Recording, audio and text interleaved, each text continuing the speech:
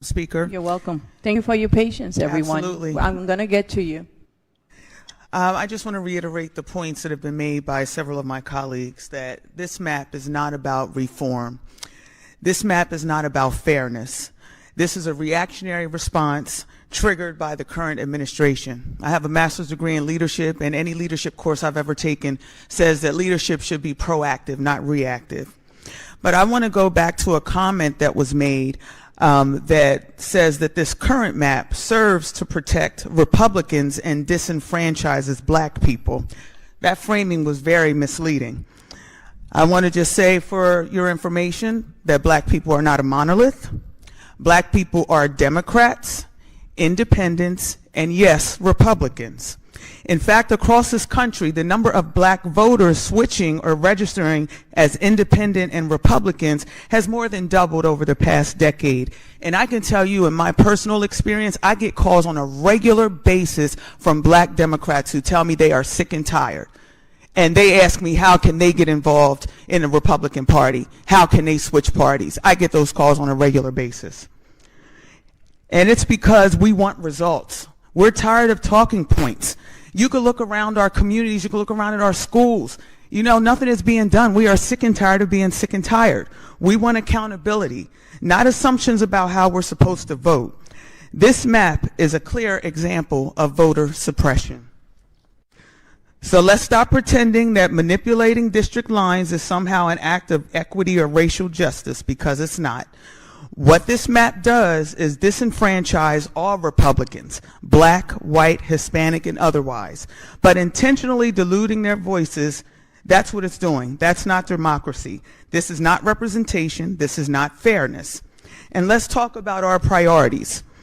The Bible says charity starts at home, but the argument for this bill is focused on national issues and nothing about our home, Maryland. We are now 19 days into a 90-day legislative session, and that means that 1/5 of our time here in Annapolis and our taxpayers' dollars has been spent debating a map that was fast-tracked on a rocket docket, while we have done nothing to address the issues in our home, such as the skyrocketing energy bills, crushing taxes and fees that are hurting working families, the rising cost of living squeezing small businesses and senior citizens, our failing public school education, $150 million cut by the Moore administration to the Developmental Disabilities Administration, and the list goes on and on. Our constituents did not send us here to play political chess with district lines. They sent us here to solve real problems. When this body spends 3 weeks focused on redistricting instead of affordability, public trust, and basic government function, it sends a very clear message. The public interest is taking a back seat to political power. Mid-cycle redistricting undermines voter confidence, destabilizes our electoral system, and prioritizes party advantage over the will of the people. If the rules change every time one side is unhappy with the outcome, then election cease to have no meaning. I will not support legislation that rewrites the rules midway, silences voters, and distracts from the urgent issues Marylanders are demanding that we address here. Thank you, Madam Speaker.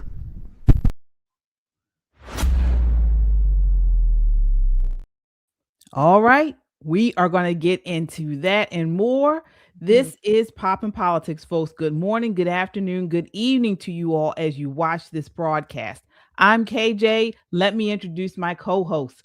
All right, Nicole is back, y'all. Y'all been asking for me, Nicole. Where is she? She is here. Finally, she's back. Hey, I missed you guys. I missed you. Yes, we missed you, Nicole. We really did. So welcome back. And of course, Shelly E. Hi, everybody. All right, we have a lot to talk about tonight, folks. I hope we can get everything in. But before we light this fire, do your part. Tap that thumbs up, smash that subscribe button, and turn on your notifications. We are live here on YouTube and Rumble. If you're on the go, you can catch us on Apple Podcast or Spotify under the name Pop and Politics. We love our chat. We shout out every super chat. So drop your thoughts, show your love, and join the conversation that the mainstream media wishes didn't exist. This is not just a podcast. This is a movement of God-fearing, truth-seeking, America-loving people that value freedom. Stand with us and subscribe so we can amplify this rallying call for freedom. All right, ladies, let's set it off. So, folks, for you all who may not know, that was Delegate Latoya Nkongolo.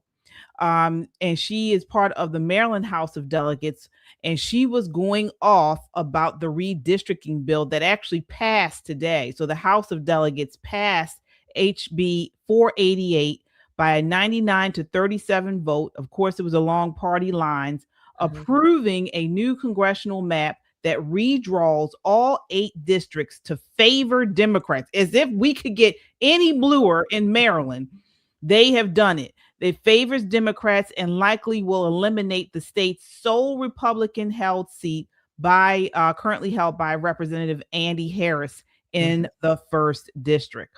All right, so I want to get you ladies' thoughts on what we just saw there and what we've talked about this previously on the show, but I thought Latoya did a stunning job there. Only thing could have made it better is if she had a paper and just ripped it up. If that was the actual map, ripped it up. That was the only thing could have made it better. I'll start with you, Nicole. What did you think about it? So redistricting in Maryland is always a fight.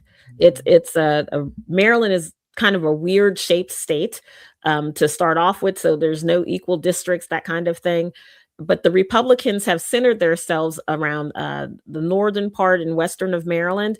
And then, of course, on the eastern shore and some of southern Maryland, and sprinkles throughout the rest of Maryland. But generally, the central part of Maryland is heavily Democrat, definitely so blue. It's doggone turquoise. I mean, it's crazy blue. And they vote straight party line. They don't care if the person is convicted, what have you. So for a very long time, we had what we call the broken wing pterodactyl. And it was one of the most horrible maps in the entire nation. So what they did successfully is they took the middle part of the state and add little pieces to every Republican area so that we really did not have a strategic chance to win. In comes Larry Hogan, who was our Republican governor 2 terms. We did redistricting during the census year. We had some really decent maps, none of which got any traction. The governor settled for a crappy map. The map that we currently have, very crappy. We have 1 Republican district and 2, if we work real hard and the stars line up, we might elect the Republican districts. Maryland used to be a 4-4 state, believe it or not. But Wes Moore doesn't really care about Maryland. His focus is on national prominence. And he promised Newsom that this is what he was going to do, in all eyes on what's going to happen. If Maryland's quote unquote Supreme Court. I have a quick question before you move on there. So for people who don't understand, when you said that, back in the day when they did the first redistricting or the previous redistricting, they took Republicans and Democrats, I thought you said, and scattered them around. Yeah. Can you talk about why that makes it hard for Republicans to get elected when they do that? For sure. So most of the Democrats live in densely populated areas. Many people who even live outside of the DMV have heard of Prince George's County. It's one of the wealthiest Black enclaves anywhere in the nation, mostly because a lot of them work for the Fed. But it's densely populated. So them taking, 200, 300,000 people and sliding it up into a Republican area means that the Republicans' votes don't count as much. So while there'll be a bigger landmass of Republicans, this really small piece of Prince George's County has more people, more votes. So it topples the will of the Republicans in that area. The rub is that our districts are supposed to be people who are in kind, not necessarily share a landmass, but have similar cultures, similar mores, things that we need. So it doesn't really make sense to have a filthy rich Black enclave mixed in with people who live in a rural area whose biggest concern is, power lines and power companies encroaching on their land, when Prince George's has problems like crime, schools, The concerns are different.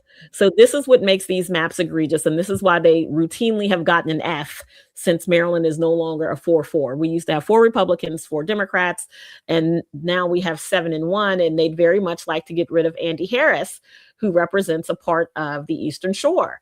And that's easily done by putting in just a little bit more of Anne Arundel County and maybe a slice of Baltimore, since they're there. Might as well add a few little extras. So people have submitted maps from all over the state, and they've decided on the map that the governor's team drew up, which eradicates any chance of a Republican win.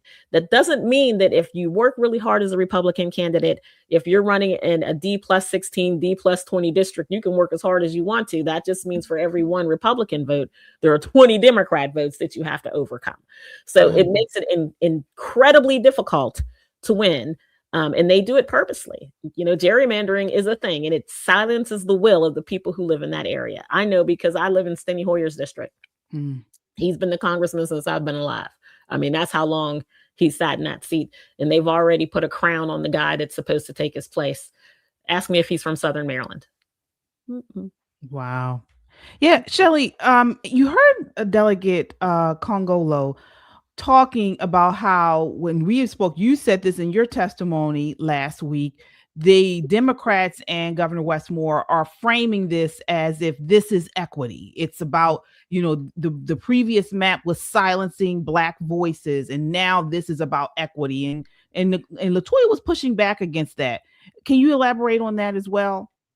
Yeah, it's bullshit. Okay, it's just plain bullshit. Governor Moore is trying to sell us a bridge over top of the bridge that fell. He's trying to make it seem like it's there, and we, driving over. And what are you going to do? You're going to drown, God forbid. This is how they frame everything. Governor Moore has one agenda. He wants to be president, certainly on a national ticket. Okay, that's pretty much what he wants. He does not give a damn about Maryland. This is all under the guise of equality and fairness. He's only speaking to his people, his choir, all of those people who were on that in that testimony last week. Most of them who were for this monstrosity known as the redistricting bill that Latoya so eloquently put down, and rightfully so. And let me say this is going to do nothing. Like you said, KJ, how much bluer can you get in Maryland? But what we need to do is make sure that the Republicans, independents, and even if you are fair-minded, you should be upset about this, because even your win, so to speak, is not really a clean win. You can't even win fairly without cheating in a blue state. I mean, how like you said, how much more can you get of this? It's a blue state. You had the 7-1 advantage. My rudimentary math calculation goes like this. There are about 6 million people in Maryland. If you break it down to the 23 plus 1, Baltimore City, 23 counties, you have about 250,000, give or take, people in every out of those 8 districts. Why can't we do just simple math? I contend that you can't do simple math because Baltimore City and Maryland schools are not teaching math anyway. So therefore, it's all messed up. I mean, there are lots of things that they have to follow, that there are majority minority districts, rules that they have to follow, and rejoining Southern Maryland with the Eastern Shore can't happen now because the Bay is in between us. Although we have similar cultures, similar needs, they've taken advantage of every single federal law to gerrymander this state into absolute Democrat dominance. And it's not enough for them to control the legislature. They gutted the governor's power when Larry Hogan was governor to ensure that if there's ever another elected Republican, he's going to have to dance to the tune of the legislature. And now removing the one winnable being a word, Republican seat, it just smacks of disenchantment of every single voter, not just the Republicans, like Shelley was saying. If I were a Democrat voter here, I would think, man, eventually this pendulum is going to swing the other way, because that is what happens with pendulums. And what happens when the Republicans get in control? That would be my question. I mean, let's look at it at a national scale. They were flying high when Biden was, quote unquote, the president, right? The pendulum has swung the other way. It's bound to happen in this state too. I'm going to tell you, elephants never forget. We're going to remember this moment.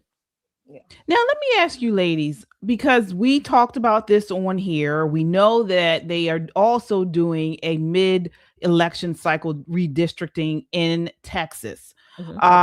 What's the difference? I mean, are we being partisan here? What is the difference between Maryland doing it versus Texas? I want to get your thoughts on that, Nicole. There isn't. Listen, gerrymandering is wrong no matter where you do it. And when I talk about this, I'm not talking about it from a partisan point. I'm talking about it from an American point, right? It's supposed to be one American, one vote. That's the way it's supposed to be. And my vote should be about what happens in my community. When you send a representative to Congress, they're supposed to represent a district. That means that district has a certain set of problems. Everybody meets with him. You send him an email, text message, however you want to communicate. So these are the things that we want you to take care of. And you send them into Congress to go fight with everybody else to bring back your community's portion of pork, right? This is what Congress does. Well, what happens when the community is so vast or so different that what I need may fly in the face of what the next person needs because they live in a different place and their needs are different, but we're now all jammed into one district. I mean, Southern Maryland needs metro access like we need a hole in the head. But Prince George's County absolutely has to have metro access because they're urban, they're populous. Well, if you live in the country, you don't really need a metro train. That's not what we need. We don't need any of that. So that's an example of how when we make these districts not focused, this is what happens. So your person goes to Congress, and does he battle for transportation money or does he not? Does he battle for rural health care?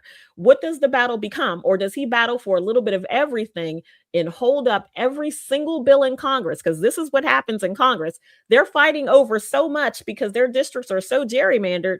They can't come home without something for this group or something for that group and something for this other group. It's only because we allow them to draw these maps that don't make any sense. And it is simply for political gain. And it's wrong, regardless of who does it. And I want to add to that. One of the things I think with Texas that may be slightly different, I don't know to what degree this matters. Texas's legislature, they are only in session every other year, I think on the odd years. They're not in session every year like Maryland for 90 days. So that may be one thing. So maybe they're trying to capture those votes or capture that population. They've had a lot of in-migration from other states, California, other states surrounding them. They've had a lot of in-migration. So maybe they were trying to capture that. That may be a pro reason, but Nicole is right. Whoever does it, whenever you do it, there's so many laws and rules and whatever. I've said many times, you got so many rules and laws, you don't know which one you're really checking off or not checking off. By the time you finish figuring out, it looks like a whole web, a whole ball of mess. And who suffers? The citizens. The citizens and the residents suffer. We are the ones who get kicked in the butt every day going time. Right. And one thing that's different is the Texas redistricting map did go to court. It went all the way up to the Supreme Court and they found that it was lawful. Now, legal experts are saying if the same thing happens to here in Maryland, we may not get the same result. It looks like people are saying this map here in Maryland is just atrocious. It's way out of what it's supposed to be. Right. Yeah. Maryland has always had the craziest maps. I mean, since think back the days of Paris Glendenning, the maps have always been. It's one thing when you have a majority, right? And then you have dissenting opposition voices that kind of try to keep you honest a little bit. But when you have a super majority and you can do whatever you want to do, this is what happens. Unchecked power. This is what happens with unchecked power. This is why it is so important for Republican people to vote. It is I know people tell me all the time, I feel like my vote doesn't count. This is why they feel like their vote doesn't count, because they've been blended in with this larger urban area that even if only 10% of them vote, they overwhelm the vote of the conservative voices. I get it, but you still have to vote because you might get lucky like they did down in Texas. You might get yourself an ice storm and the Democrats stay home and the Republicans might pull a win out of somewhere. Or you find somebody that's palatable enough to, what we used to call blue dog Democrats and end up with a Larry Hogan, who was not the strongest Republican governor, let's just say that, but at least he had the R behind his name. And we did have some influence in certain situations with him. But this map if it gets past Maryland's version of the Supreme Court, I would be very surprised. Yeah. Very, very surprised. One more thing, KJ, my last thing. Well, you have some super chatters here too. Okay, to your point about the different districts or the courts, courts talking about these different maps. Keep in mind that every state or different states are in different districts or regions or whatever. Mm-hmm. So this is why it's also important for us to vote. No, we don't necessarily elect federal judges, but we do appoint the person who does, or we do elect the person who does appoint them. And this is why downstream voting, if you will, makes a big difference, because every district, Maryland is in one district or one region, Texas in another. They could, two different judges, two different districts could vote totally opposite using the same criteria, if you will. But we do have some super chats, like you said. Let's see who we have. We have Gally Smiley, or is it Gaily Smiley? Thank you for your $2 super chat, showing support, and you all look so beautiful. Thank you, Gaily, for that. Thank you so much. We have Butterfly Mama, hey, $5 super chat. There's a song with a butterfly, and I can't think of it. I'm going to try to remember it. Democrats can't win fair and square. They always have to find some way of cheating to get ahead. They are truly a party full of evil members, period. Thank you for that. Who else we have? While you all are waiting, don't forget to hit that like, share, and subscribe. Nicole is back, and Nicole's going to get on you about making sure you buy your merch. Absolutely. Now, it is cold. I mean, cold here. It is freaking freezing here in Maryland. Coming back from Galveston, where they called it cold, it was like 40. It's real cold here. This is Arctic air. So you may want to get yourself some Under Armour to put on underneath said t-shirt if you get your t-shirt right now. But get your t-shirt. Get your give me my money back t-shirt. It is imperative that we show the world that there are conservative voices. One of the things that you heard Delegate Nkongolo talk about was that Black people come in all different flavors, that we're not monolithic, right? This is your chance to walk around and flex on your personal politics. It doesn't necessarily ascribe you a political party, but this is Americana 101. I've heard this in Democrat corners, Republican corners. Hell, even the Wine and Roses people want their money back, especially since this Minnesota fraud and now that the California fraud has started to take a little bit of root. I want my money back. Give me my money back. Buy your shirts now. It comes in a bevy of colors. Get ready for the A250 parties that has already started. But this would be perfect for the summertime, or get yourself some Under Armour to put underneath. I don't know if it comes in a hoodie. Does it come in a hoodie? I'm not sure. I don't think this one comes in a hoodie. I don't think so. Yeah. Yep. For folks, get your merch. Get your merch. It really helps to support the channel, and we appreciate the support. All right. Now, I want to stay on politics just for a moment, because we have a lot of people in the chat asking about midterms. And folks, I'm starting to, me, I'm just a nervous Nelly. But in a shocking upset, I think it was yesterday, Democrat Taylor Rehmet has defeated the Republican Leigh Wambsganss in the Texas State Senate District 9 runoff. And this is a flip from red to blue. So this was one I don't believe that people thought was going to go blue, but it did. I think this has been a red district for over 45 years. Yep. What do you think is going on, Shelley? Well, I'm going to say what I say regularly is that, number one, take nothing for granted. Take no district, no state for granted. If it's been red for 30 years, blue for 50, don't take it for granted. Get out and vote. That's number one. Number two, I don't know if this one thing says anything in particular, but I would like to just have a sample, if you will, of the people that are there. What I do think in general, I do think national politics are playing out in the local elections. I'll just keep it there. Yeah. Yeah, well, we know one thing, that this area, the Republican was heavily had a lot of money. I think he really overmatched. She overmatched the Democrat. And so, what are your thoughts on this, Nicole? So this is what happens when Republicans stay home.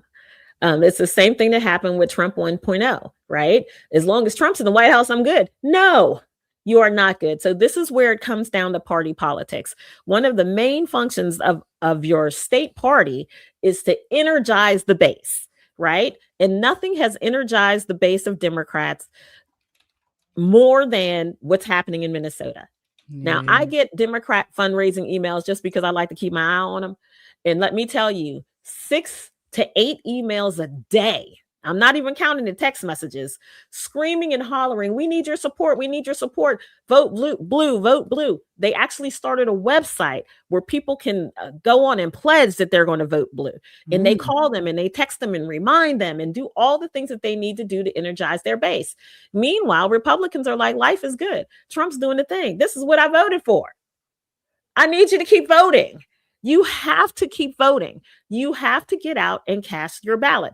Or the crazies, the furries, all of the weirdos will come back. We've not won the culture war yet. We've not. We're just at the beginning throes of what's going to happen to turn this country around.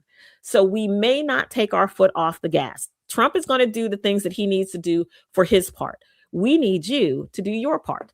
We absolutely have to vote in every single election. Every party in this state party in this nation, when there's an election, they should be blowing your phone up with text messages. They should be calling. They should be emailing, smoke signaling, throwing little get-togethers, parties, souls to the polls, Republican style, picking you up, taking you there, collecting your ballots, because ballot harvesting is legal in many, many states at this point.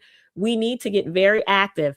What happens with Republicans is we get very, very, very complacent and say, yeah, Trump's got it. We don't need to worry about it. You're going to fool around and end up looking like Seattle. Yeah, you're right. And Minneapolis. You're right. You're absolutely right. Town Hall is reporting that, as you mentioned, low turnout was very low. And then some of the Republicans that did turn out defected and voted for the Democrat. So you got a couple things going on here. Let's see here. It says overall votes plummeted 20%. So from 119,000 to 95,000. Wambsganss, I don't know how to pronounce that name, barely gained, while Huffman's 20,000 voters mostly vanished. Likely stayed home, again, as you mentioned, due to these ice storms and, of course, during this early voting. So again, it was low energy for this special election. And as you mentioned, that's what it is. So folks, we got to keep the energy up. I mean, we haven't won yet. We got President Trump in office, but in order for him to really get forward much of his agenda, we got to keep the Senate and we got to keep the House. So we got a lot of work to do. We have a lot of work to do. It's no time to take your foot off the gas, but sound off in the chat and let us know what you think. Are you nervous? Are you energized? What are you hearing from your neighbors, your family, your friends? Let us know in the comments, and then we'll read them throughout the night. All right. So moving right along, want to talk a little bit about the Grammys. All right. So the Grammys, of course, was the big, award show this year. It's supposed to be about music, but it's really about who is the nuttiest in the music industry. This is what this show is about.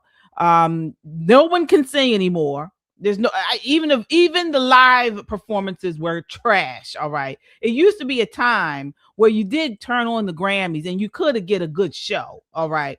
Now no one has a voice anymore. No one can sing. The talent is talentless. And it's just pure debauchery. Okay. And it's just naked people trying to put lyrics to a tune and pushing their agenda, their political agenda. And that leads us to the big thing last night was against President Trump's immigration agenda or the deportations and things like that. And so you guys take a look. This is clip 3. Justin and Haley, Justin, together. Haley right here, please. Justin, one time, looking right here. I want to ask about the whistle. Obviously, it's very prominent. What does it stand for? It's to honor the observers in Minneapolis. They blow the whistles when they see ICE come in, and they're there to protect their community, and they've been doing it for weeks in 30 below.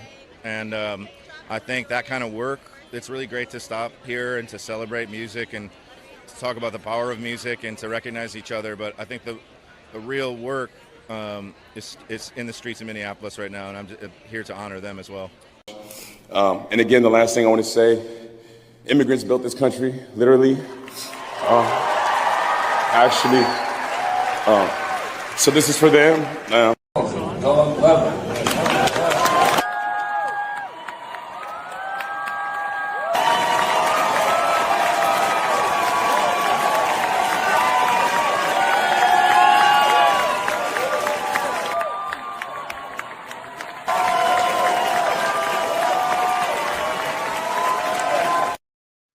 Wow. So you see at the end, they give Don Lemon for invading a church a standing ovation. This tells you who these people are. And the first photo, the first video we showed was Justin Bieber and his wife, Hailey Bieber, wearing the pin Ice Out. And so multiple celebrities had on these pins. As you can see here, image 2, Joni Mitchell has her Ice Out pin. All right. Image 3 is Lady Gaga in her hair. And so this, I mean, it goes on and on and on. Shelly, what are your thoughts on this? Okay, first of all, these are people who are not satisfied because they know that what they do, their so-called talent, is meaningless. Okay.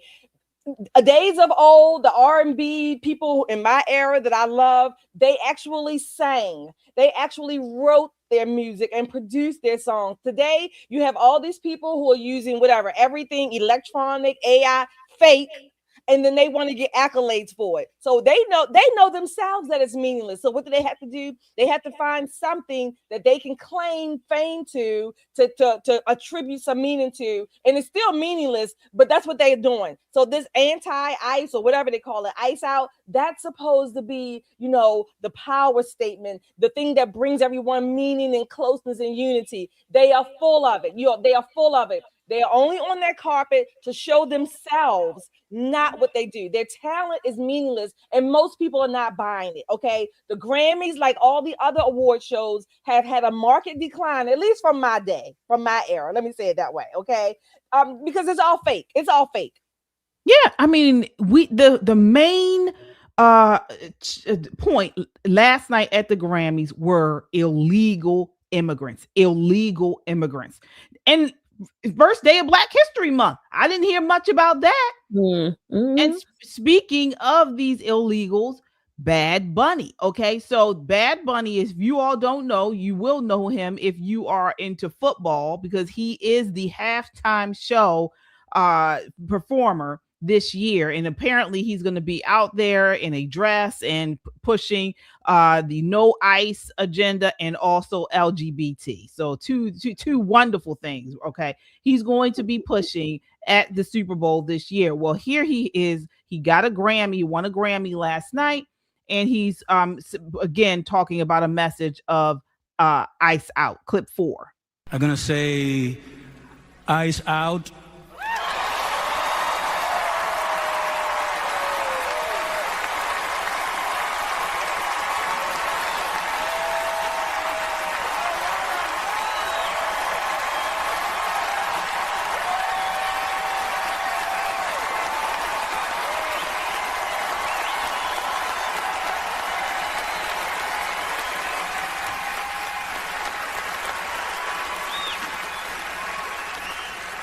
We're not savage, we're not animals, we're not aliens, we are humans, and we are Americans.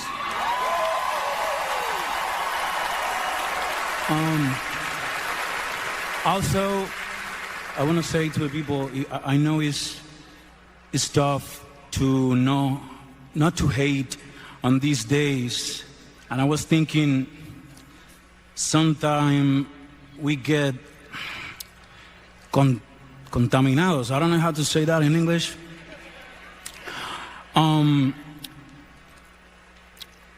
The hate get more powerful with more hate.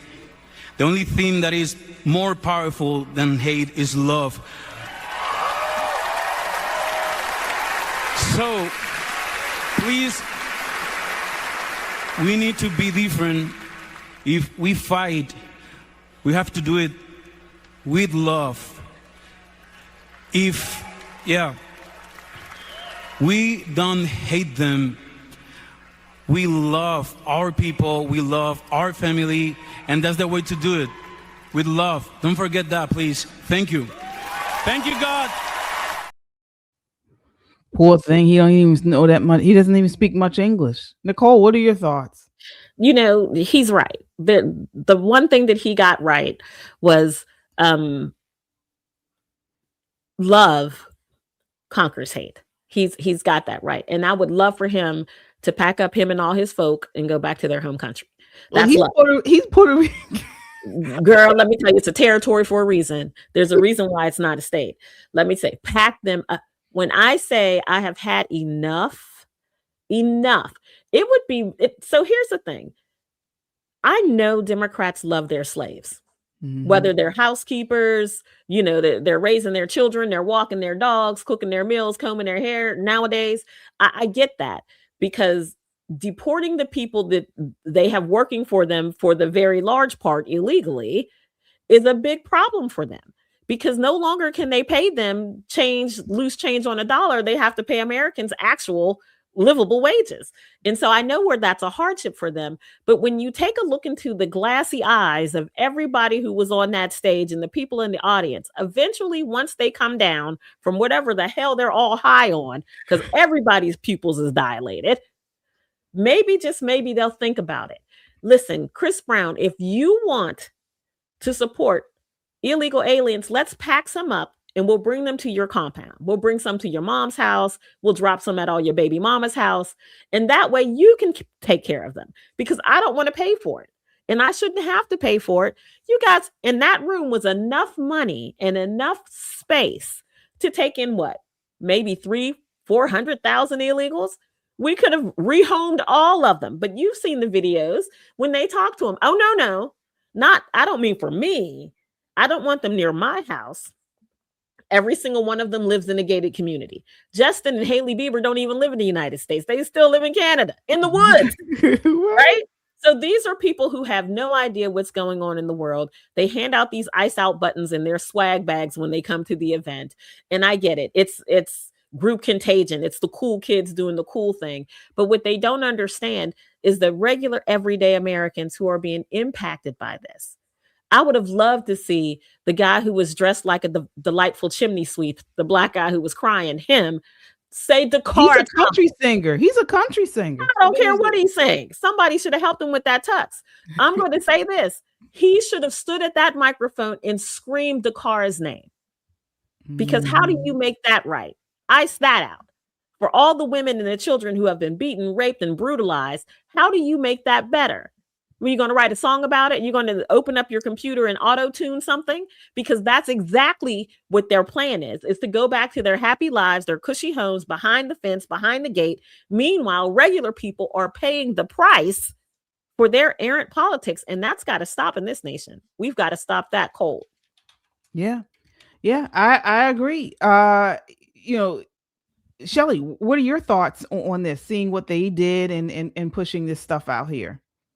Again, I'm going to use the word, these people are fake. When they take in as many illegals or even legals as they can fit on their homes and on their property, I might consider taking them seriously. Other than that, I'm going to be consistent. First of all, these are celebrities, entertainers. I don't take them for their political outlooks, okay? Because 99% of their political outlooks are pulverizing the people they purport to protect. My alliteration there. That's what they're doing. They don't give a damn. What they care about is looking the part, so to speak. They care about being a part of the clique, being continuously invited to the red carpet. They don't want to miss that, okay? They don't want to miss out on the photographers and all the glitz and glam. So they have to fit in.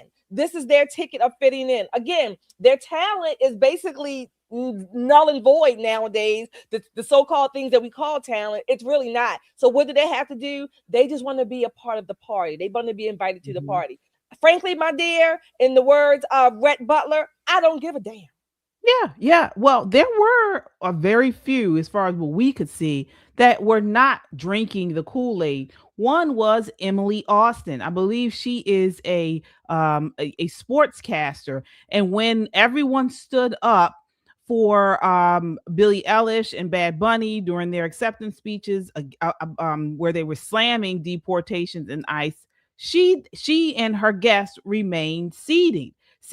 And guess what? She said happened when she did that. Take a look. This is clip 13. It's all performative, Will. It's all performative and theatrical. You cannot believe a word that they're saying. All of these celebrities love to preach, dismantle the very systems that they depend on. You said it earlier. They are against law enforcement, but they come in with a private entourage of their own security. They're against the borders. They call it inhumane. But there was a 15-foot barricade just to get into the Grammys, and they all live in gated homes. They endorse socialist, communist politicians, but they're all capitalists. I mean, you just can't take them seriously. And the fake standing ovation, I want to tell the viewers one thing. It is all fake. If I tell you how many folks approached me at the Grammys, looked around and then whispered in my ear, "You're so brave. We agree with you." If only they would speak up, and then we'd feel like we're less of a minority. You see that? She was there. Mm-hmm. She was there and she didn't stand. And she said people were coming up saying we agree. Absolutely. This was sort of a light. This was a glimmer of light for me, because I'm thinking, maybe there are more people like us that are not, we don't agree with the left. We are happy about these deportations. And she was saying the same thing. What are your thoughts there, Nicole? I think for a large part, like I was saying before, that this is group contagion, right? They hand you this thing and say, "Oh, you got to support this. You got to support this." And you're like, "Oh, yeah, because you want to be a part of the group, a part of the crowd." But to a person, all of these people believe in security. She's absolutely right. The Grammys believe in security. Everybody there is well protected well beyond what the regular citizens are. And this is what I was saying before. They get to make these grand political statements that they think make them so cool, that makes them, so in with the crowd. And then they go home safe and secure, while the rest of us have to live with these so-called not savages that are pillaging our communities. I don't know what Mr. Bunny's version of a savage is, but to rape a girl and throw her into the side of the road like trash. Didn't even have the courtesy to put her in a bag. Toss her on the side of the road like damn trash. I don't know. That kind of qualifies for savage. What's the Spanish word for savage? Savage. Yeah. Miss me with it, Mr. Bunny. Miss me. Pendejo. Absolutely. Yeah. Nicole, Shelly, what are your thoughts? Oh, the lady, the journalist, I forget her name, who was speaking.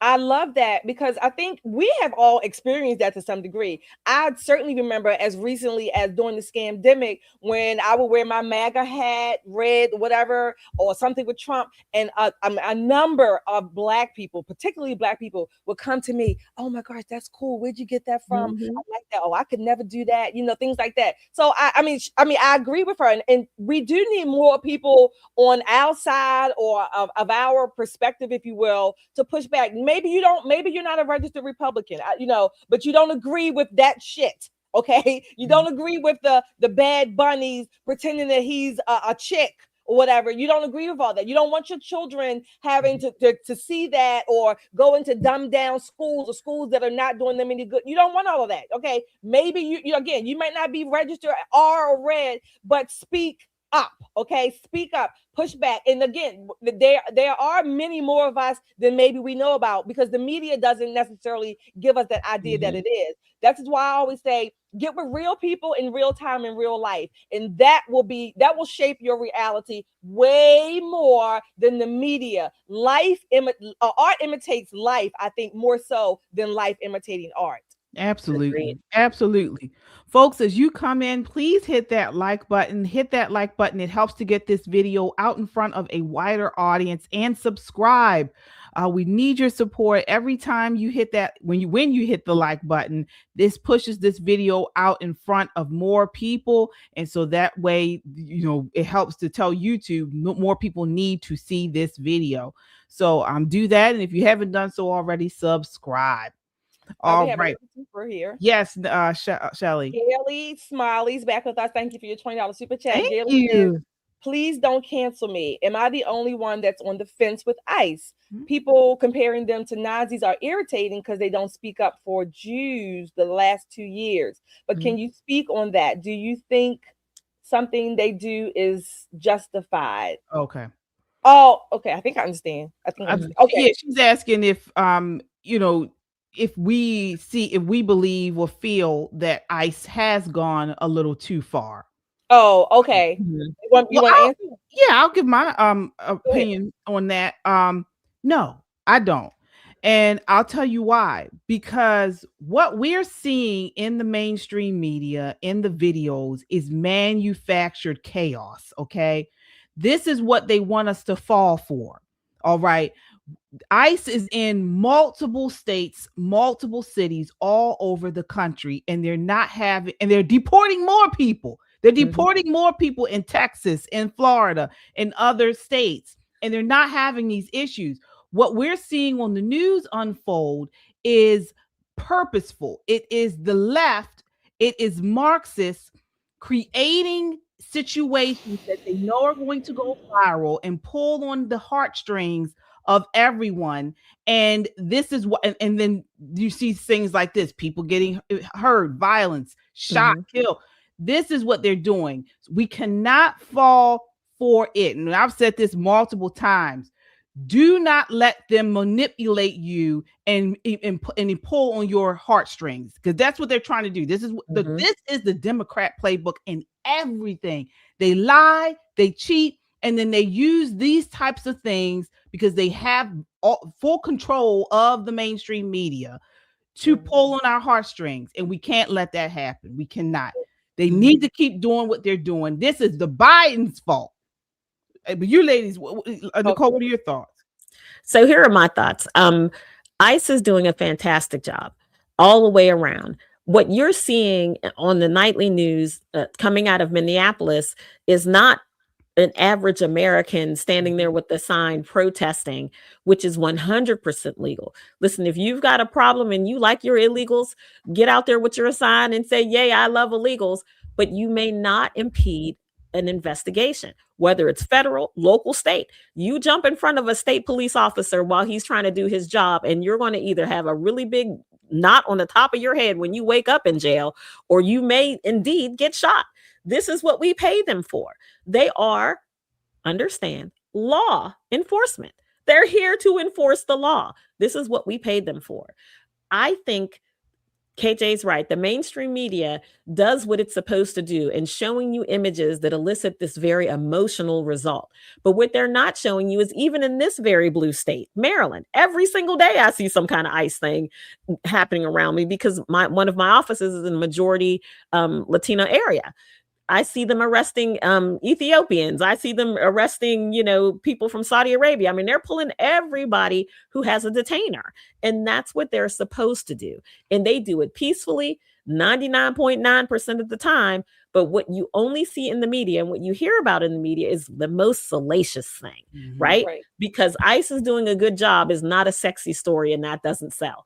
What will sell is Antifa showing up, backed by George Soros and a few other people who are disruptors. These agitators are paid. They literally clock in, start trouble. And then when something goes wrong, it's like, oh, look at ICE doing the wrong thing. No. You cannot have a war that's one-sided. What law enforcement is doing in Minneapolis is what they're supposed to do. They're enforcing the law. And I feel bad for the people who have lost their lives. Of course I do. I'm human just like you are.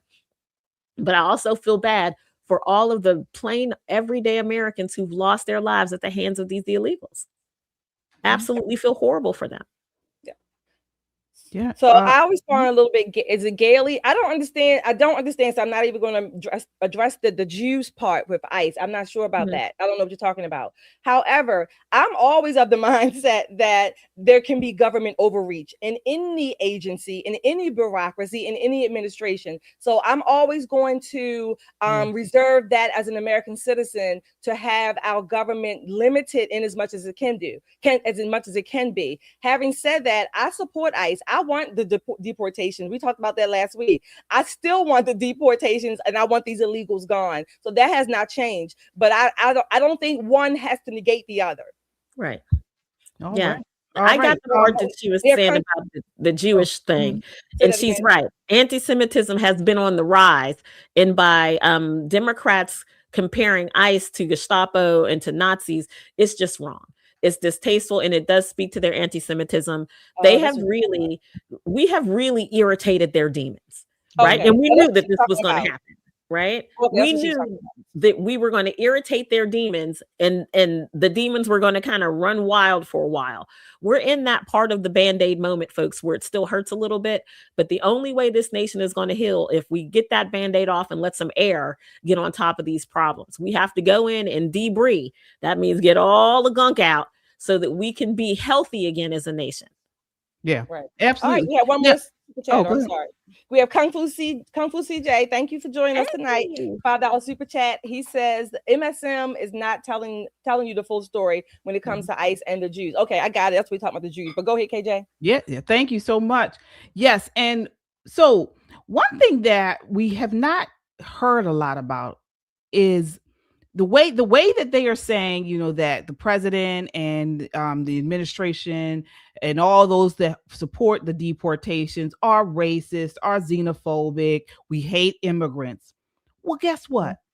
This was brought to my attention yesterday, actually, when Yana and I went and saw the movie Melania. Melania is an immigrant, and she talked about her immigrant story in the movie. And it was like a aha moment to me, because yes, I know she's an immigrant, but it's rarely talked about that our president, who is deporting people, is actually married to an immigrant, and the vice president. The vice president is married to a legal immigrant who's a brown girl. So we can't let them create narratives that just are not true.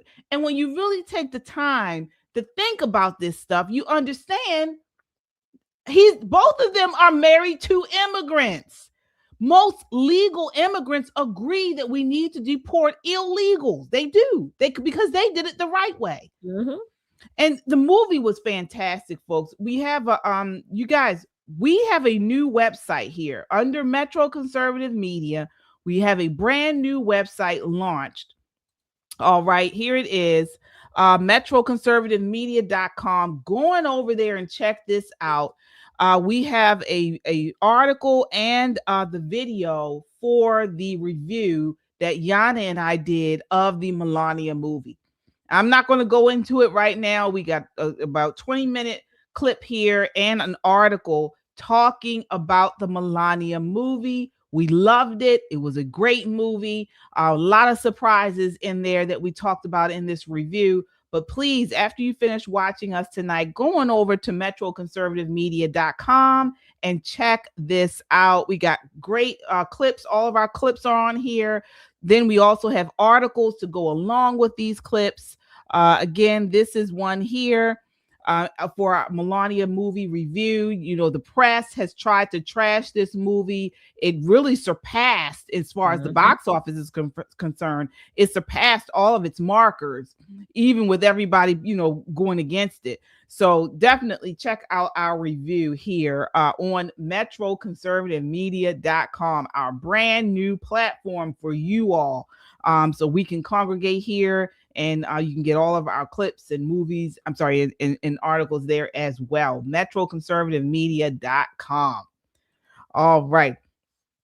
So moving right along, folks, it is February 2nd to be exact, and this is Black History Month in America. So what we are going to do here on Poppin' Politics is every Monday, so you guys got to watch, every Monday, we're having a Black History segment, and the segment will debunk leftist lies about Black history. Okay, so we're going to celebrate this by debunking leftist lies about Black history. And then at the end of this month, we will be doing a live book review of Thomas Sowell's Black Rednecks and White Liberals book. That's what that's the name, right? Mhm. Yes. Okay. Definitely. And so we are going to be reading it all month long. Some of us have already read it and multiple times, but we're going to do a live book review of it right here on Poppin' Politics to celebrate Black History Month. These are the people that don't get the celebrations, folks, and they are Black and they're historically relevant. Okay. So the first thing we want to debunk for today in Black history, debunking leftist lies about Black history, is the idea that the stolen land idea. Okay. And it came right on time because at the Grammys last night, Billie Eilish, who is, if you want to call her a singer, she's a pop singer, and she had a viral moment at the Grammys when she said that we are living on stolen land. Okay. Viral video. And this is something the left loves to talk about. So we want to, here's a clip. Take a look. This is clip 2. No one is illegal on stolen land.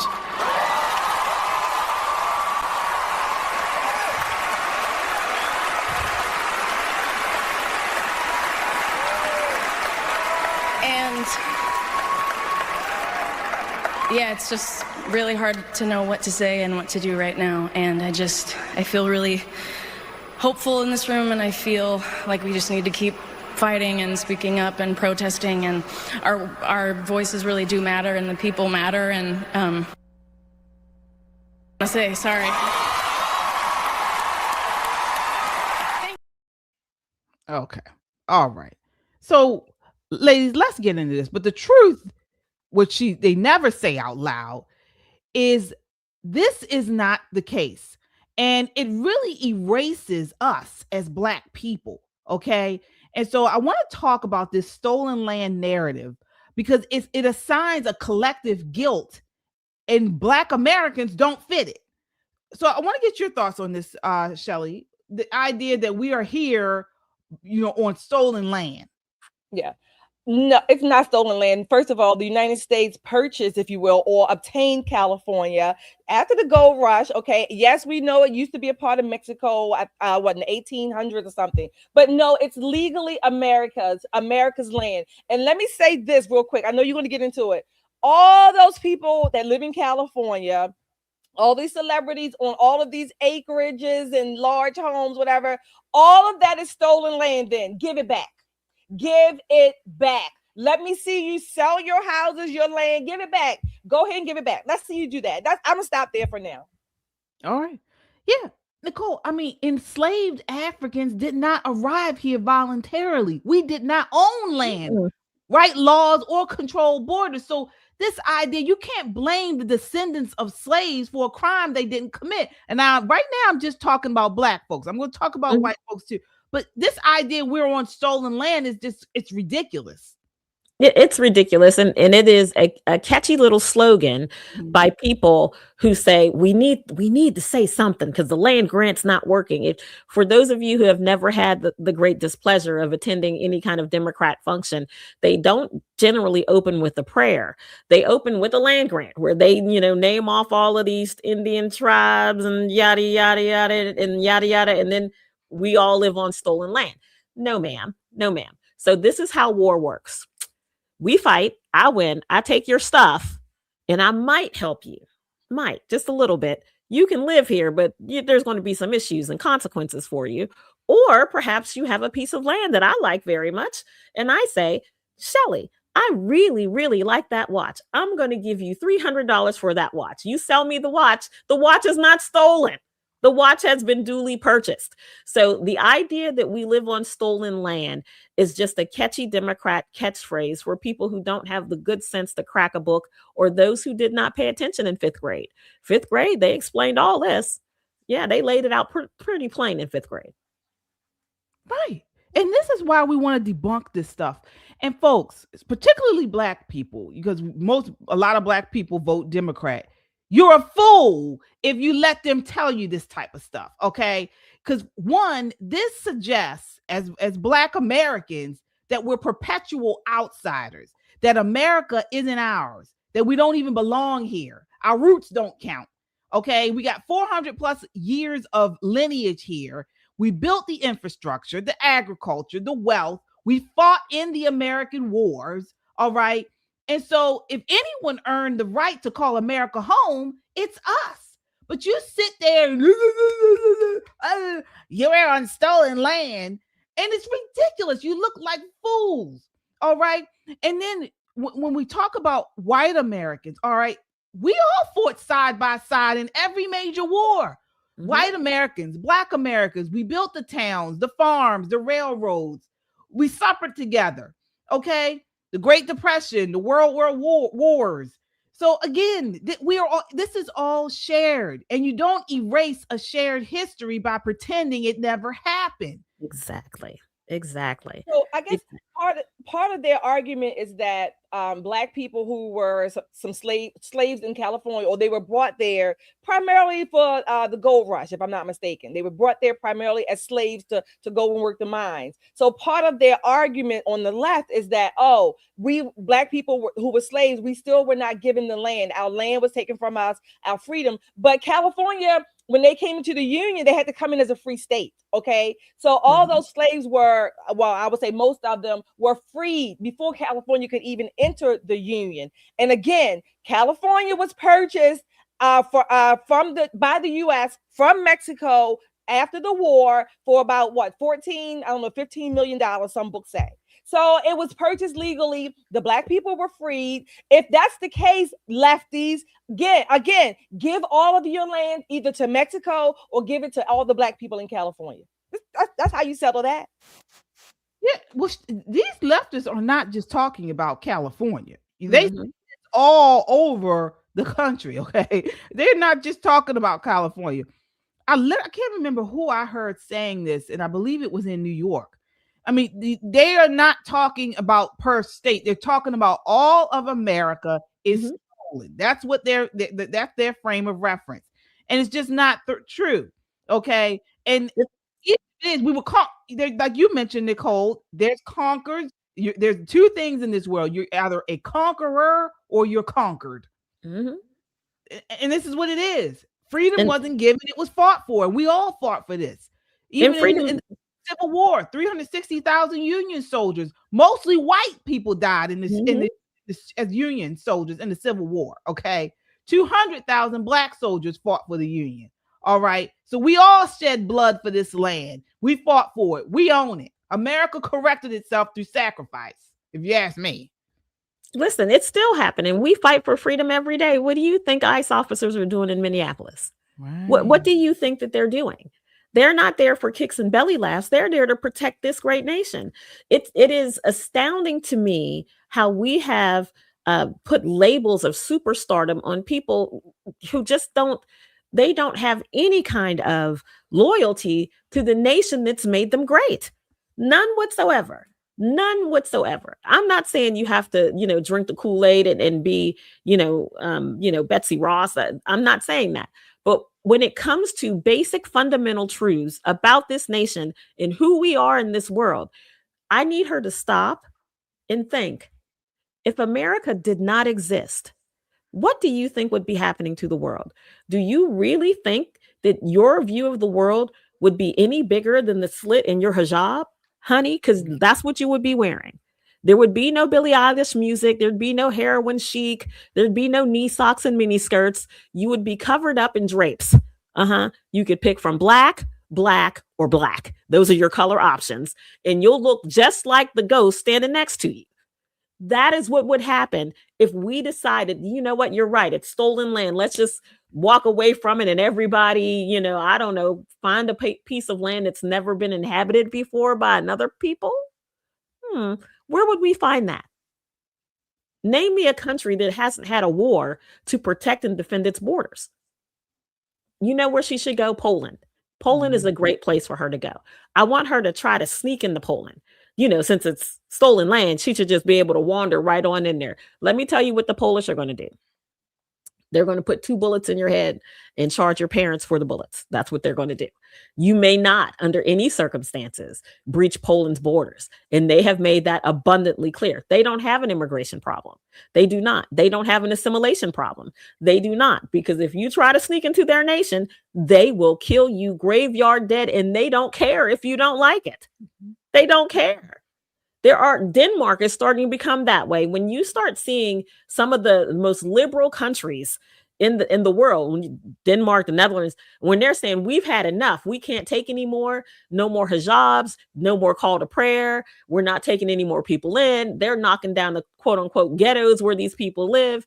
They're not doing that because of hate. They're doing that because these people have ravaged them.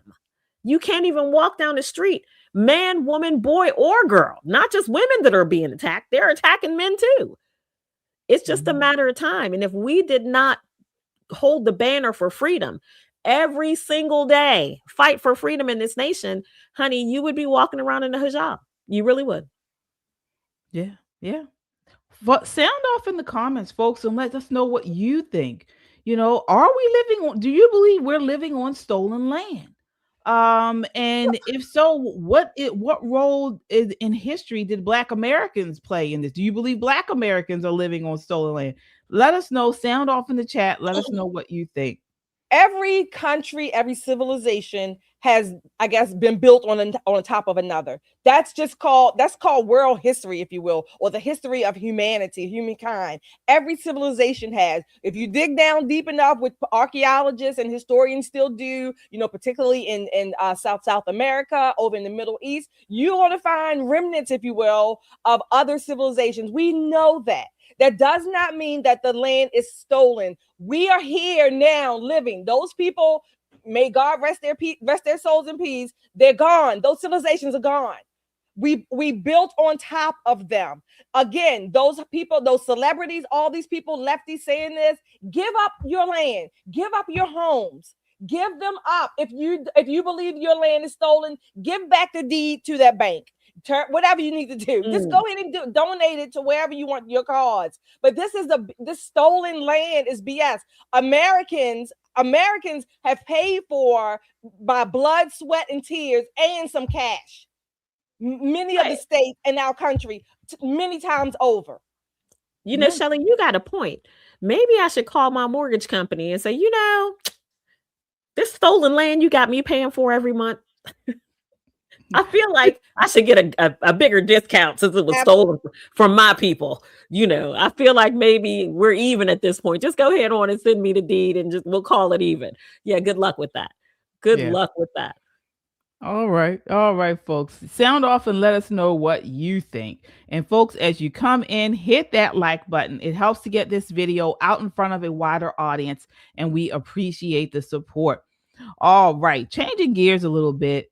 And we got to talk about this one. Not only was the Grammys yesterday, but today, big news in the social media internet realm.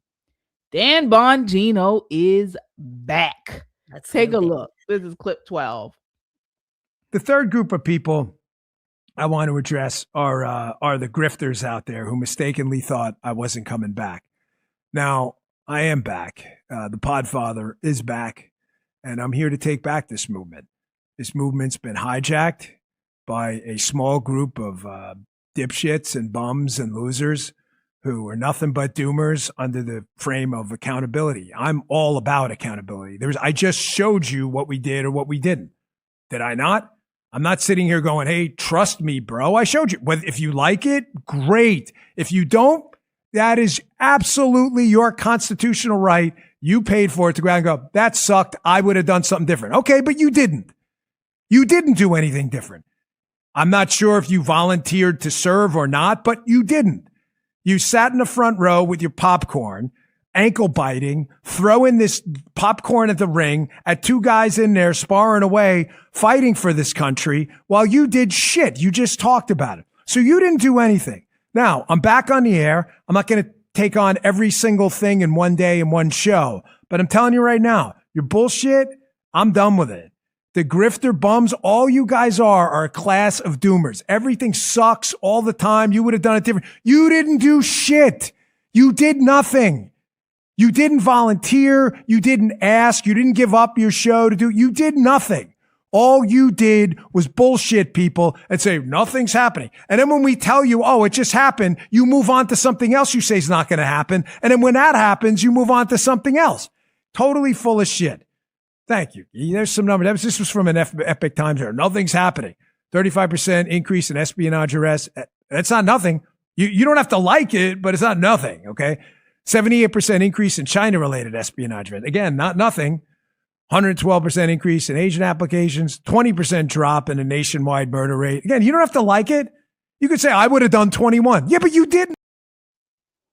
All right. Pod Daddy is back.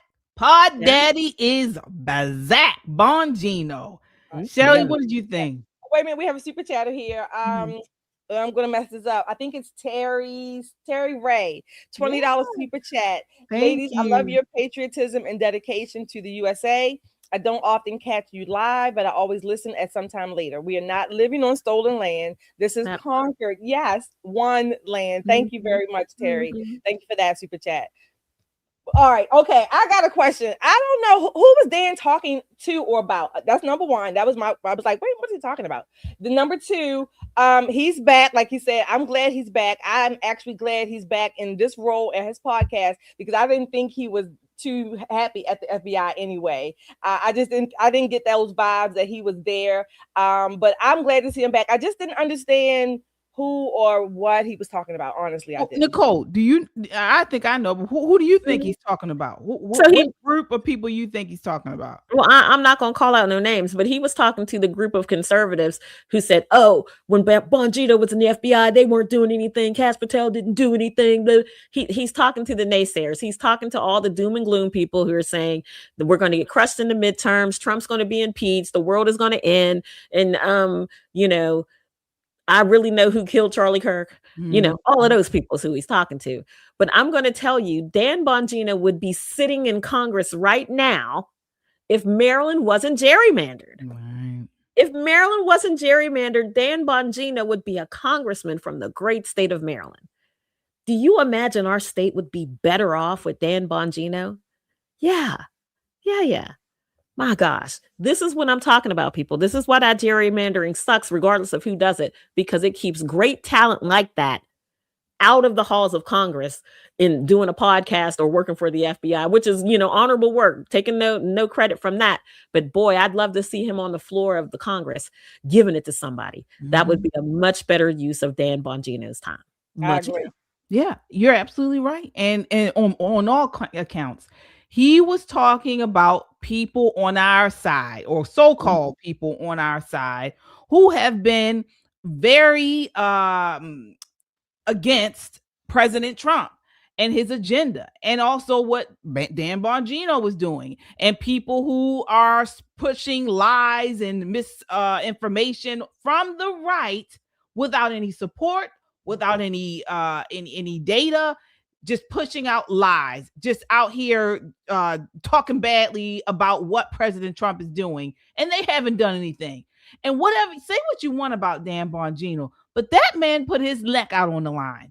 You know, how many people would run for office? I mean, many of us say, I'm not running for office. Well, he said he would, go into the swamp and try to clean it out.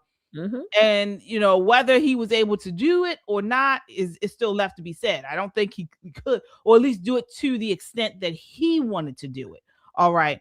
But yeah, he was talking to our side, and I'm here for it, and I love it. I do too. I do too. I'm so glad the Podfather's back.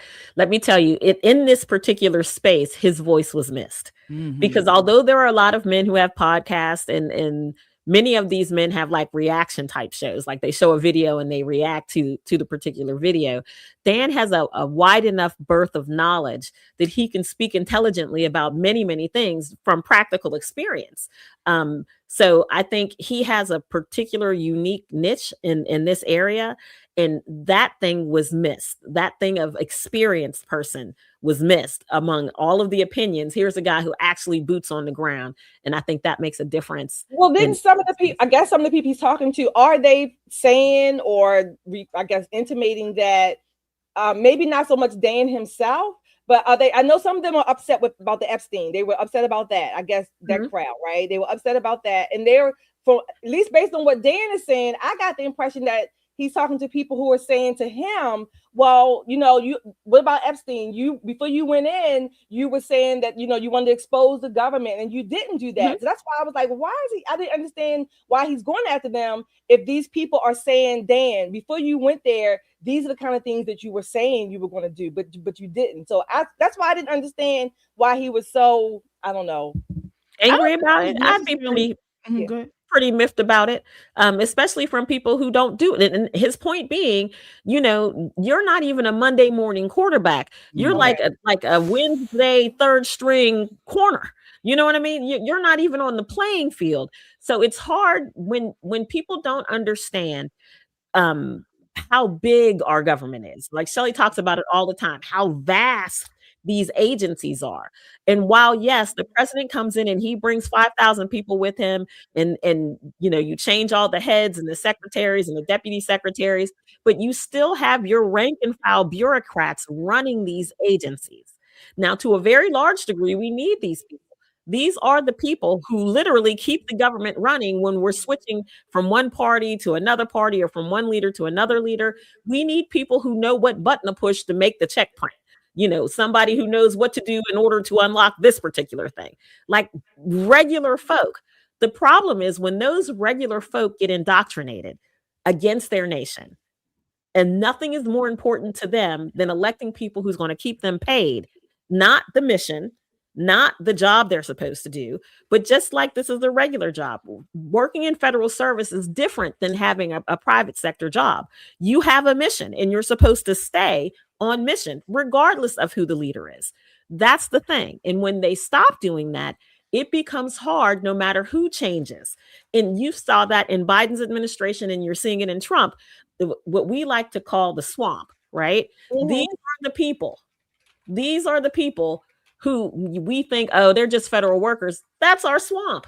These are the people who control things. And when they feel threatened and when they feel, maligned in any way, they act like regular human beings. So, Nicole, based on what you're saying, then one interpretation could be, well, then we should never have anything a naysayer about any government, because these swamp dwellers, so to speak, these administrative bureaucrats are there throughout, regardless of any administration. So is the answer to not say anything about them at all and just say, oh, they're bureaucrats, we need them there to change over the administration?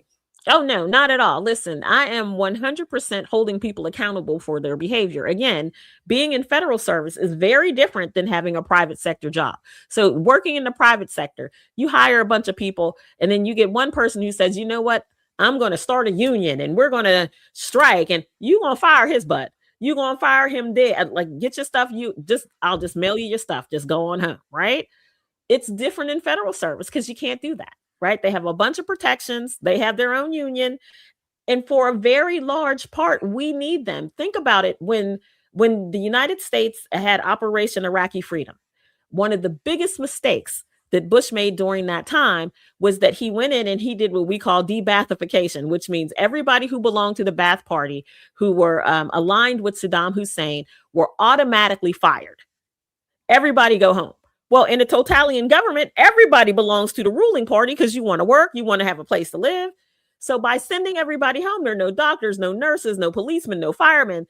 Their entire infrastructure collapsed overnight.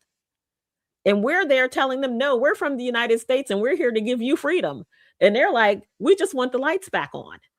But no one knows how to do that because the one guy who presses the damn button, you didn't send home. So we do, to a large degree, need to have some people who carry over between different administrations, but keeping them on point, keeping them thinking that what's important is not the leader, it's the American people that you work for is what's important. And we've lost track of that to a large degree. Exactly. Yeah. Very well said, Nicole.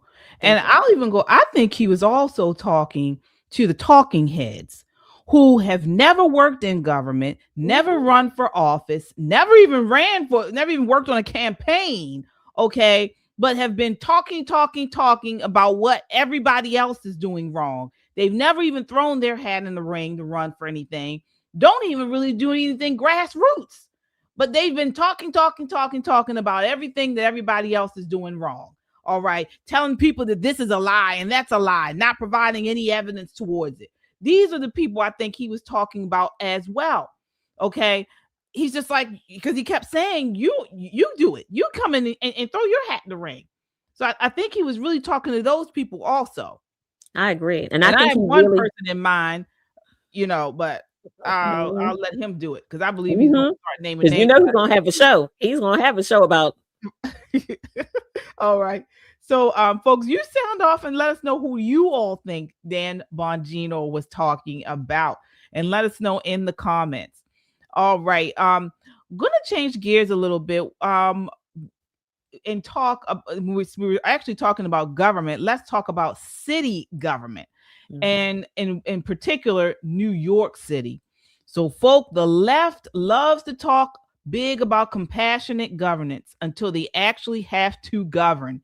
And right now, Zohran Mamdani is finding out the hard way that slogans don't run cities. All right. He is having an awful time. People are really upset by the snow cleanup that has occurred or not occurred in the city as of late. We all here on the East Coast had a huge snowstorm. About a week ago, I'd say. And people are still digging themselves out in New York City. People are actually dying from cold. I mean, the list goes on. And many people, even on the left, are blaming Zohran Mamdani. Take a look here. This is clip 5. Look at this shit. Look at this shit. This poor bastard ain't getting out until the spring. Look at this dirt a week after the snowstorm. Look at this dirty shit hole. Look at this. I don't know what this guy's gonna do. This guy, call your insurance company. Look at this dirt. Where's the mayor to clean this up? They got garbage everywhere, dirty snow. What do you do with this? Where's your shovel now, Mamdani? Look at this. You know how many people fall, break their ankles? Look at this. This is New York. Start spreading the news. And this is on the Upper East Side. 3 minutes from where the mayor lives. Look at this guy. Look at this. Look at this. This guy's never getting. Look at this. Look at this. It's the reality of New York City. 1 month. Where's the salt? Where's the shovels? Where's the plows? Bullshit, fake. Look at this. Look at this. This is a great look for New York. Look at it. This guy's never getting out. His car's destroyed. This poor bastard with his motor scooter. Wow. And the trash. That's what's really nasty. The trash, because now they, as if you didn't, we already knew, New York City was known for their rats. Well, now they have a rat infestation. Take a look here, clip 7.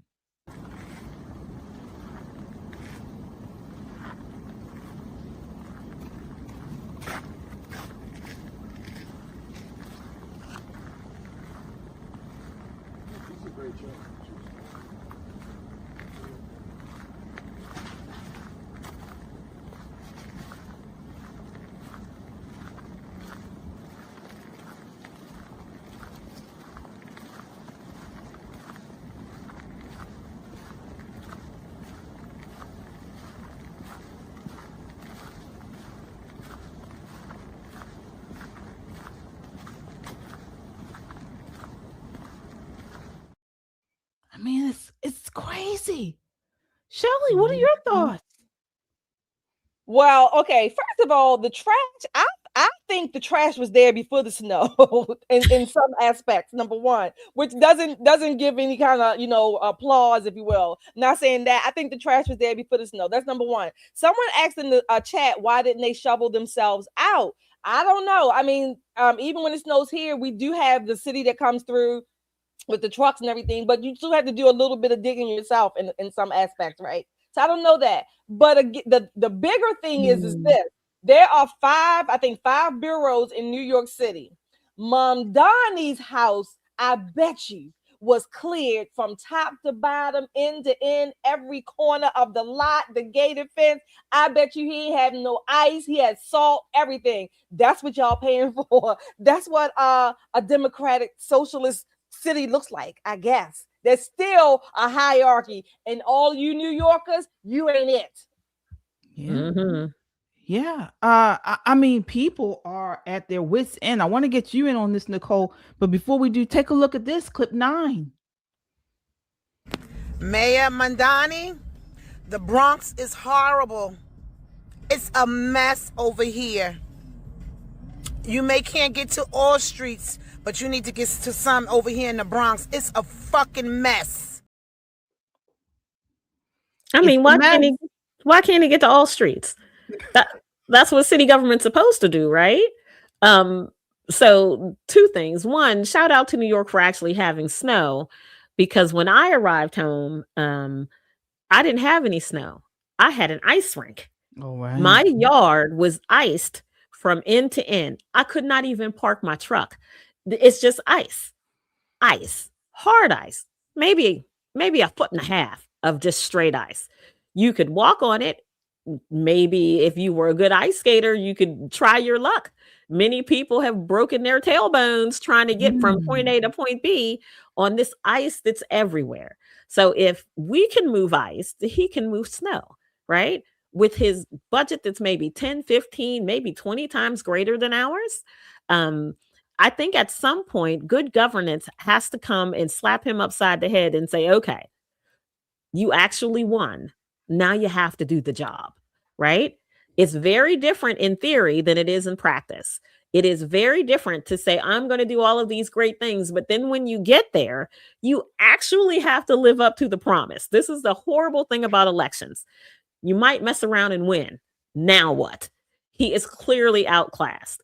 It's going to snow in New York again. Listen, wintertime comes to New York, and he's a New Yorker and he knows that, but he's probably never shoveled anything in his life. He's probably never had the business end of a shovel in his hand ever. He maybe even has a heated driveway. Let's do that. How luxurious is that? I wish I had a heated driveway. Somebody come and put some tracks in my yard here so I could melt this ice down, because my yard is still an ice rink. We had a excavator come to shovel me a space to put my car. So it is bad everywhere, but New York has plenty of budget that snow is easily removed. That's the issue. So what they're saying here is, as you mentioned, former Mayor Eric Adams left them with a budget. They have a what do you call it? A surplus, right? I think it was $8 million or $8 million surplus. But according to Mayor Adams, what he's saying is happening is he's running out of money because he opened the city back up to be a sanctuary city. All right. So now these funds, this surplus that he has, is being pushed out to social services that he promised he would provide. And now he's running out of money. And so this is what Eric Adams said. We have an image 5 here where he talked about this.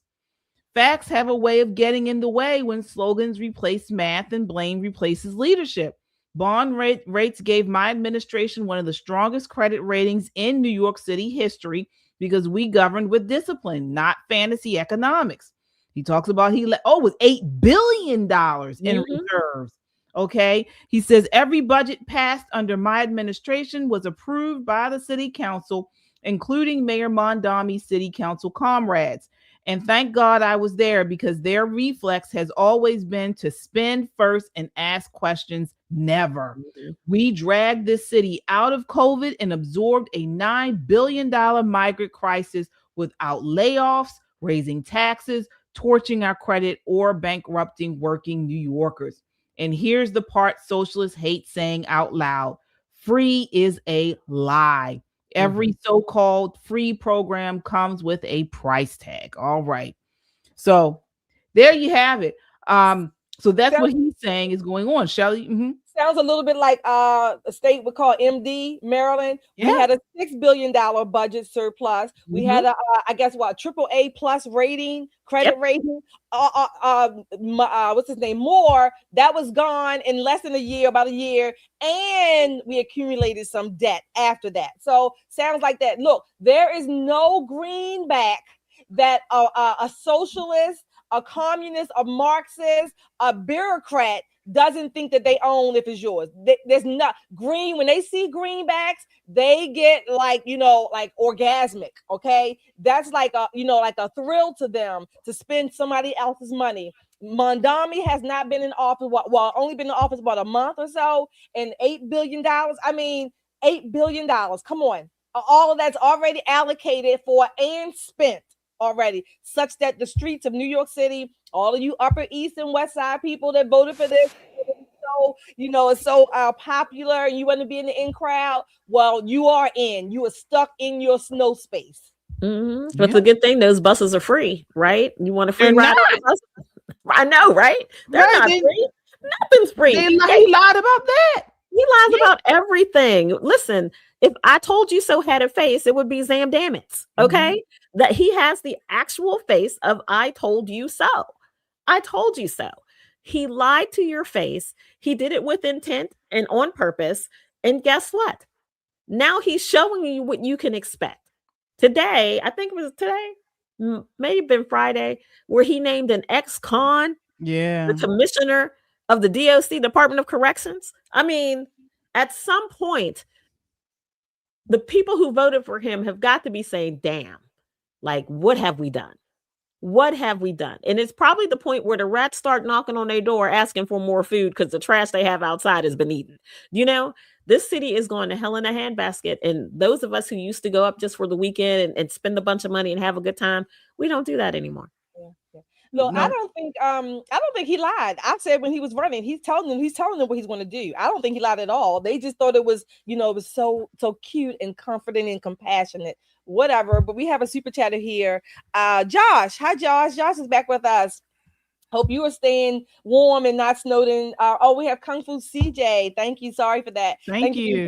Super chat Kung Fu. He says elections have consequences. So we do have that. And now we have Josh. Thank you, Josh, for your $20 super chat. Do you think the Maryland map could go to the Supreme Court? I think it could certainly go to the Maryland Supreme Court. I think it will definitely go there. U.S., I'm not sure. All right. I hope the party fights it all the way. I hope they fight it all the way to the Supreme Court, and we don't fold like a cheap piece of plastic here just in the state. So yeah, absolutely. And so we're not just talking about trash and ice, folks. We're talking about lives. The New York Post reports the death toll from this frigid winter weather in New York City has risen to 16. Mayor Zohran Mamdani said Monday, as the blowback over his handling of extended killer cold snap intensifies. All right. So the mishandling of this is so bad that people are dying. The homeless or people who are out on the streets, they're dying from hypothermia at rapid rates. And when you compare this to previous cold snaps, he is doing a horrible, more people have died just in this one storm than they do in a whole year in New York City due to temperatures. So based on New York City's health and emergency data, looking at cold season deaths, the official counts of deaths directly attributed to cold or hypothermia on death certificates. New York City averages about 15 cold-related deaths per year, okay? We just start in 2026. He's already at 16. So, I mean, he's way above. All right. And this is a real problem. This is a real issue. It's going to be a hard rest of the winter, opening up heating centers, food centers, temporary shelter, that kind of thing well in advance of a storm is important, right? But also having the workers who know the people on the street and convincing them to come in is a whole thing. It's a whole thing, because there are some people say, oh no, I can ride the storm out. You have to have that rapport. So I don't know what's going on with his administration and the people that he's recently appointed. They're trying to get their feet under them. Being a political appointee is hard because 100% of the time you have no idea what the hell you're doing and you're just trying to figure it out. You're depending on those bureaucrats who've worked there for years to help you kind of get on your feet. But, at the cost of human life, this is unacceptable. 16 people gone, unacceptable. And you ladies talked about, you said, this was what people voted for. Well, yes, he's doing exactly what he said he was going to do. At least you can say he was honest about it. Okay. But was this all his plan? Yes, this is what Marxists do. They are trying to get all the people with money out of the city and then import in people who, well, you'll see. Take a look. This is clip 11. I told you so. I warned you. I said, New York City, it will take a month and that place will start to nosedive. And that's exactly what is happening. There are images all over the place. You could see them from the biggest news outlets to small little independent guys retweeting them every single minute of the day. Everything in New York City is rat infested. The garbage is taller than I am. Some piles are 7 feet tall, street after street after street. But yet where Mamdani lives is nice and clean. Cars can't get out of snow embankments. All the plows went through, pushed them in. It's been like that for a week. And Mamdani isn't doing anything. And most of it is happening in what would be considered high wealth areas. Now, why is that? Because usually it's the other way around. The high wealth people always pay the highest taxes, and so the rumor is that they always get their services first. Is this Mamdani trying to level the playing field for everybody? Absolutely not. I told you what the plan was, and Mamdani is proving me right. And this isn't a plan based on guessing what Mamdani's brain is calculating. It is a plan based on what his sort of people do. He needs the very successful people of New York City to leave. He needs them to take the jobs away. He needs them to take the wealth away. He needs them to move, sell that condo, sell that apartment, get rid of the nightmare that has now become New York City, move to Florida, move somewhere else, just move across the way to New Jersey. That's what he's trying to do, because once he does that, it becomes much more affordable for the slime to move in, the people that he wants to have come in. So this way, New York City can look like Dearborn, or can look like some of the other enclaves that we see in the Middle East. Yeah. And then what happens? They can grift off of social services. Mm-hmm. The NGOs moving. He's literally doing that. Remember, we talked about it when he was doing with the redistribution of property. So you own nothing. He's not, he's literally doing this. Shelley, what are your thoughts?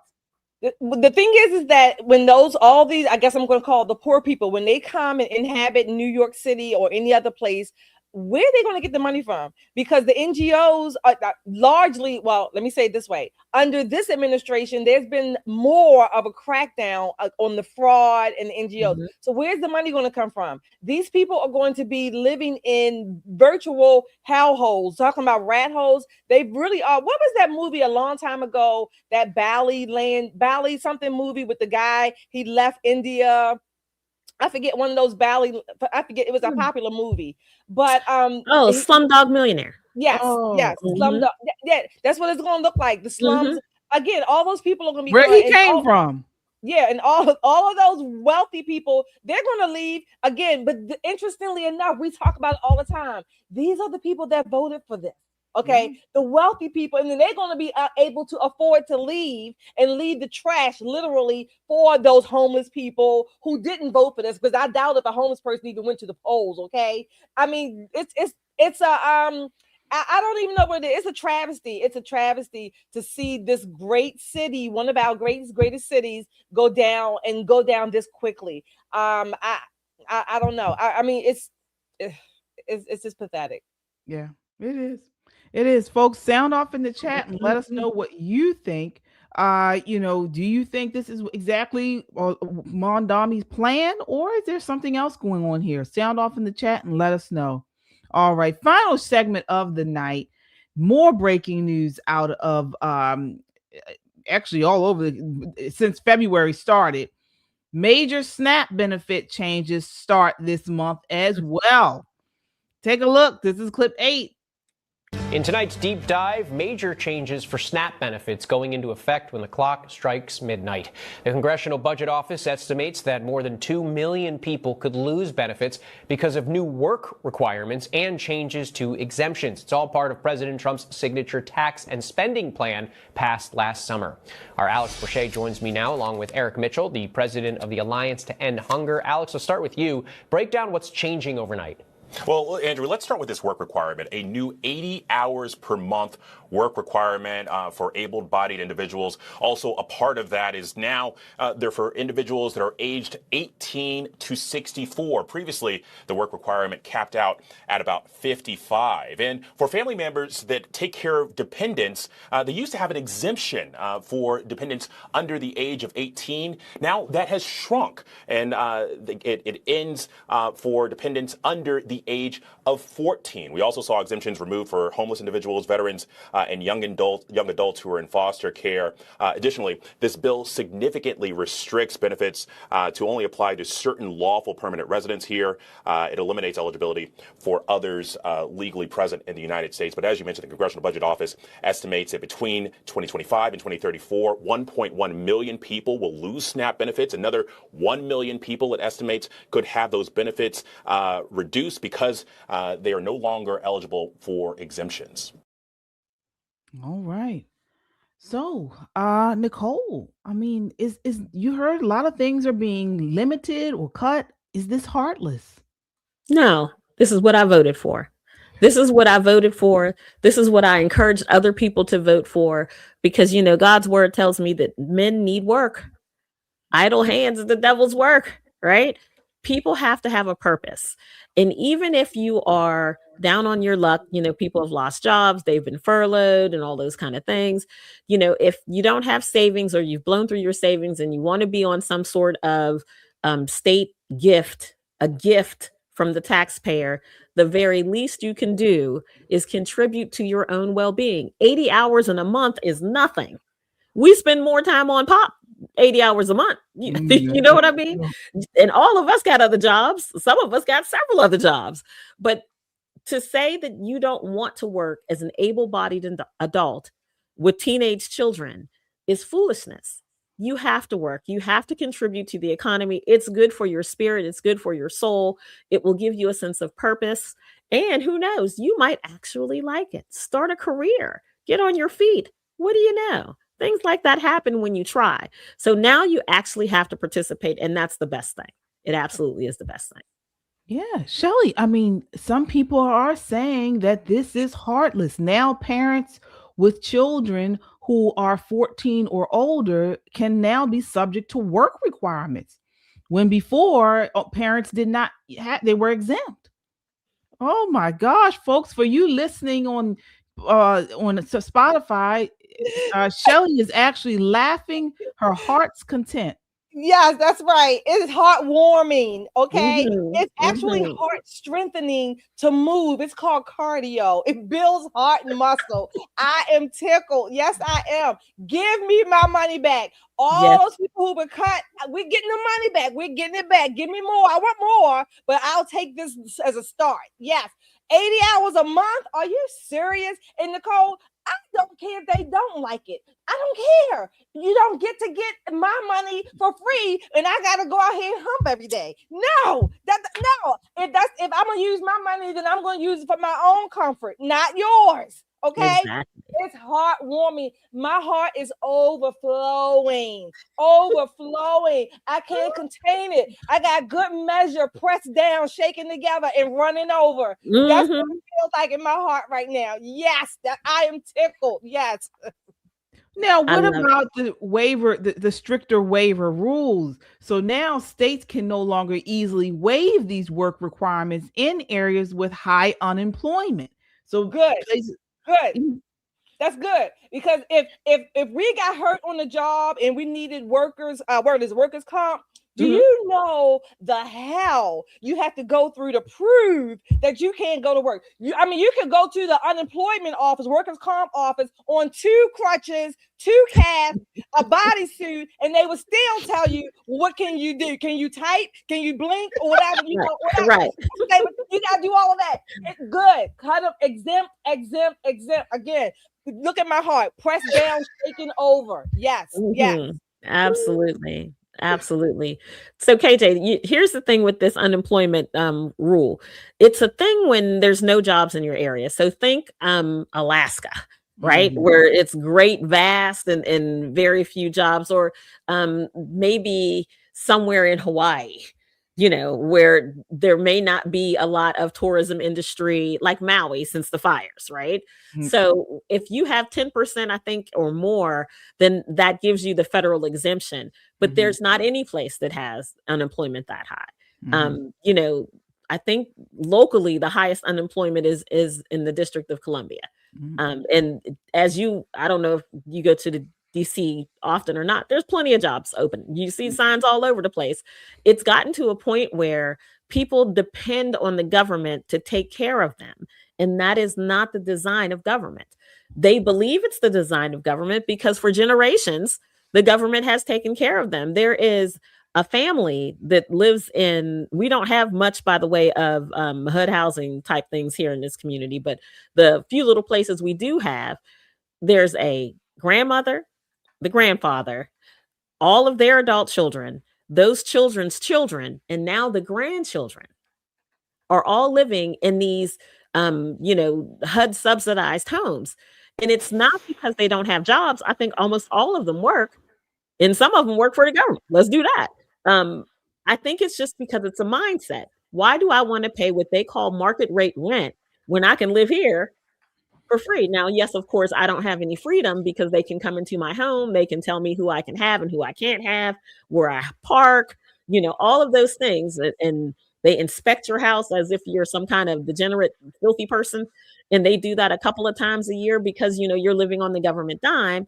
But it's still cheaper from their perspective to give up their freedom and pay less rent than to get out here, work a hard job, and provide for yourself. So changing that mindset is going to take some doing. And this is a part of that culture where I keep telling you guys, we're just at the beginning of, and this is a great, great part of it. I love to see this. This is wonderful. Absolutely wonderful. Yeah, same here. I agree 100% with you ladies. Folks in the chat, sound off. Let us know what you think. Are these restrictions, are these updates to SNAP benefits, are they too strict? Have they gone too far? Or do you believe this is right? You agree with us? Like, people need to work. There need to be more restrictions on these benefits. Sound off in the chat and let us know what you think. Also, you can Also, you can connect with us on Discord. We have a Discord now, and so it's a great way, when we're off the show and you want to sound off on some of these issues, check us out on our Metro Conservative Media Discord chat. We've got a chat on there for each show, and it's a great way to connect. So that's on Discord. All righty. And don't be on Discord when you're supposed to be working. No. We have 2 super chatters here.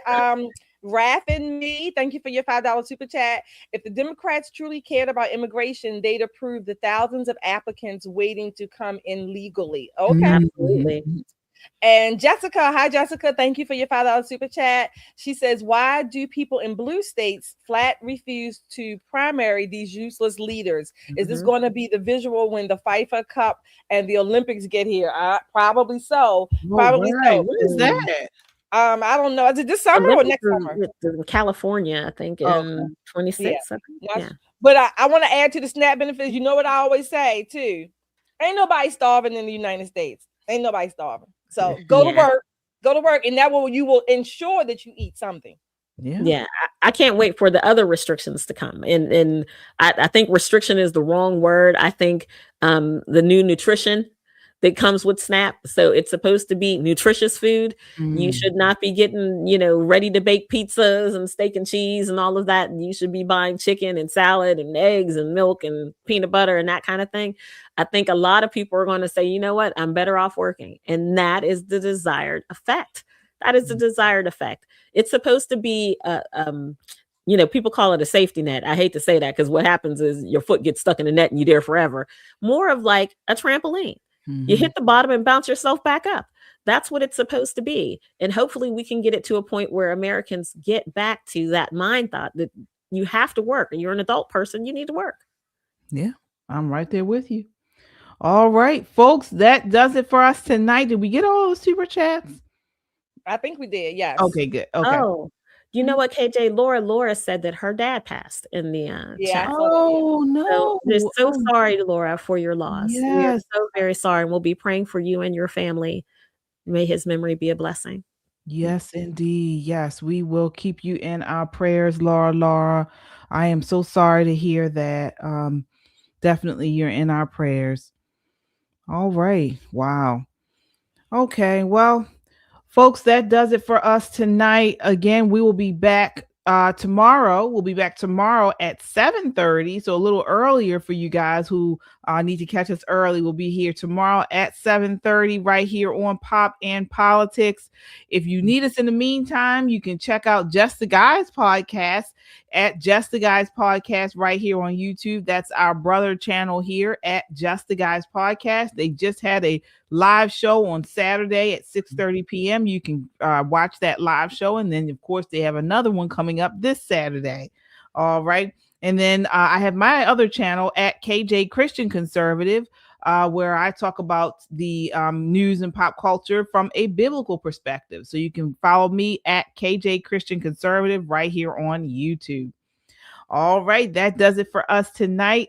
Again, thank you all so much for watching. Again, hit that like button before you leave and count your blessings and live a life of purpose. Good night. Good night.